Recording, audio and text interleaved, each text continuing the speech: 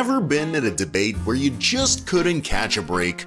Whether you're a student aiming to ace your thesis defense, a business pro defending your company, or even just a spouse trying to get your point across to your partner, this video is tailor-made for you.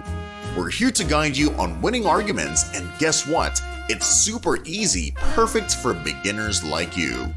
Don't doubt us, we've got this down to a science. So take a moment, watch the whole video, give it a shot, and come back to us at Luxo-Life, your partner in life. If you enjoy the video and find it both entertaining and enlightening, show some love by hitting that like button, dropping your thoughts in the comments, and sharing it with others. Now enough waiting, let's dive into the simple tricks to conquer any argument. Method number 1, spotting not real arguments.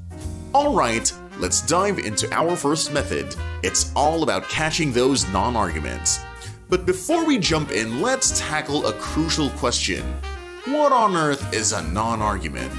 Imagine you're in the middle of a debate trying to prove your point, and suddenly your opponent throws something your way that's not really an argument at all. It's like trying to catch a butterfly that isn't there. These non-arguments often sneak into conversations, making things confusing. So what are they? Non-arguments are like empty statements that might sound fancy but lack the real substance of a solid point. It's like saying the sky is blue because it's not blue. Huh? Exactly. In our method, we're going to teach you how to spot these tricky non-arguments so you can be the debate ninja and focus on the real stuff that makes your case strong. Now, why does this matter? Imagine you're playing chess and your opponent moves a piece that doesn't follow any of the rules. You'll be puzzled, right? Same goes for arguments. Spotting non-arguments is like knowing the rules of the game. It helps you stay on track, making your case stronger and more convincing. Method number 2, showing your feelings. Now let's get into method number 2, and this one's all about wearing your heart on your sleeve. Yep, we're diving into the world of feelings, your emotion, the real stuff that makes us human. Now you might be thinking, wait, emotions in an argument? Isn't that a bit too personal? Well, here's the deal. When we say showing your feelings, we're not talking about turning your discussion into a therapy session. We're talking about using your emotions strategically. Picture this, you're in a debate, and instead of being a stone-cold robot reciting facts, you inject a bit of passion. Why? Because emotions can be like the secret sauce that adds flavor to your argument.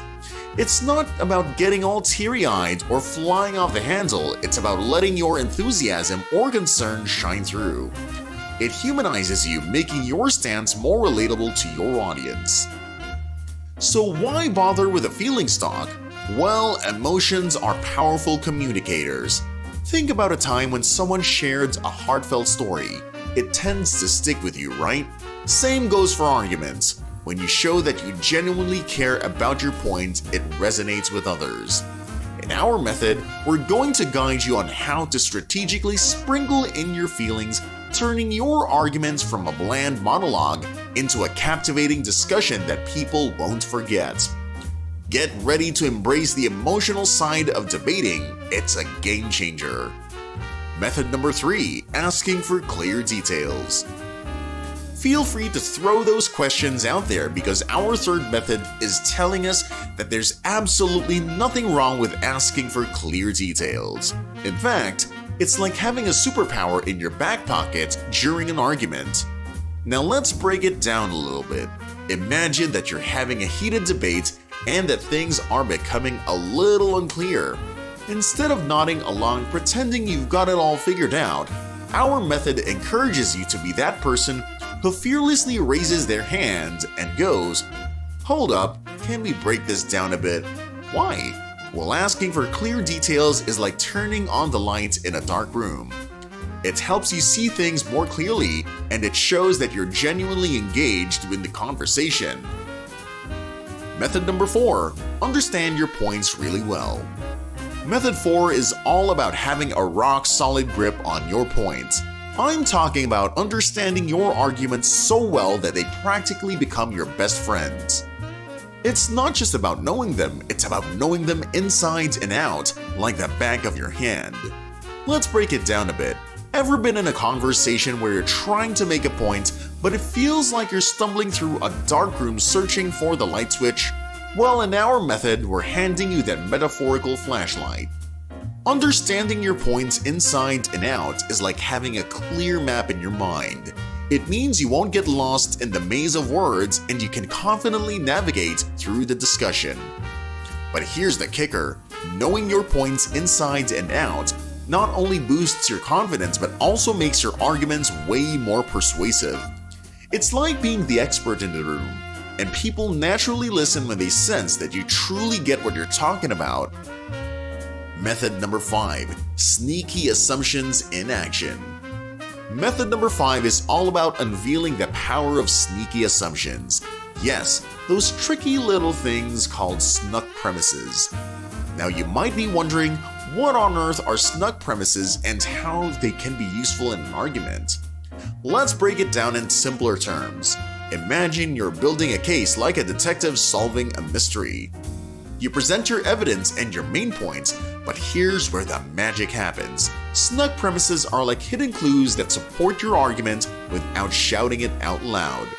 It's like having a backup team working behind the scenes. Method number 6, going from big ideas to real examples. Our 6th method is all about making that smooth transition from big ideas to real, tangible examples. It's like taking your audience on a journey to the theoretical realm to the concrete, relatable world. Now let's break it down a bit. Imagine you're trying to explain a complex concept. It's like describing the taste of an exotic fruit someone has never tried. Instead of just talking about it, you bring out the fruit, let them smell it, and maybe even take a bite. In our method, we're guiding you through this process of moving from the abstract to the concrete. It's not about drowning people in jargon or hypotheticals, it's about painting a vivid picture with real examples. But why is this important? Well, big ideas can sometimes feel like floating in the clouds, captivating but a bit disconnected from reality. By grounding your arguments with real-world examples, you're giving your audience something solid to hold on to. It makes your point more understandable, relatable, and memorable. So get ready to be the storyteller of your debate, weaving in real examples to make your arguments not just interesting, but undeniably compelling. It's the secret sauce to transforming your big ideas into something your audience can truly grasp. Method number 7. Point out when you and your opponent agree on some things. In our last method, finding common ground in the midst of disagreement is a wise decision. It's like being the peacemaker in a debate, showing that even in differences there are points of agreement. Imagine you're in a lively discussion and it seems like you and your opponent are on completely different planets. Well, our method suggests that taking a step back and finding those moments where you both nod in agreement. It's not about giving in or conceding, it's about recognizing the shared beliefs or facts that you both acknowledge. In a way, it's like saying, hey, we might not see eye to eye on everything, but we can agree on these points. This not only adds a touch of diplomacy to your argument, but also shows that you're open to common understanding. But why bother with finding common ground? Well, it's a powerful move because it builds bridges instead of walls. It breaks the tension, fostering a more cooperative atmosphere. It's like planting the seeds of agreement in the middle of a disagreement, creating a space for more constructive dialogue. Hey, before we end, Luxo lovers, here's a neat trick to up your game in an argument. It's all about rocking that confident body language. Imagine this, no more slouching or nervously fidgeting. Instead, stand tall, lock eyes, and throw in some open gestures. It gives off this vibe of total confidence, like you're the captain of your points ship. It's like your body's having a chat, whispering, "I'm a solid rock on this." Not only does it amp up your own confidence, but it also subtly influences how others see your argument. So next time you're in the heat of a debate, stand tall, eyeball the situation, and let your body language do the talking. It's a simple move that packs a punch. Oh, and guess what? We've got a whole video on boosting confidence. Just search "Habits that can boost your self-confidence Luxo-Life." If you can't find it, no worries, just poke around a bit on our channel, you're bound to stumble upon it. That video is your secret weapon for leveling up that self-confidence game. And there you have it. We really hope you picked up some useful tips from this video. If you did, why not give that like button a friendly tap? Feel free to drop your thoughts in the comments, maybe even share a bit of your own argument experiences. The more the merrier, right? Spread the wisdom by hitting that share button, and let's make this info go far and wide. If you're new around here, don't let your inner debate team argue about it. Just hit that subscribe button and ring that notification bell. We want you in the loop for our upcoming videos. Until next time, Luxo lovers.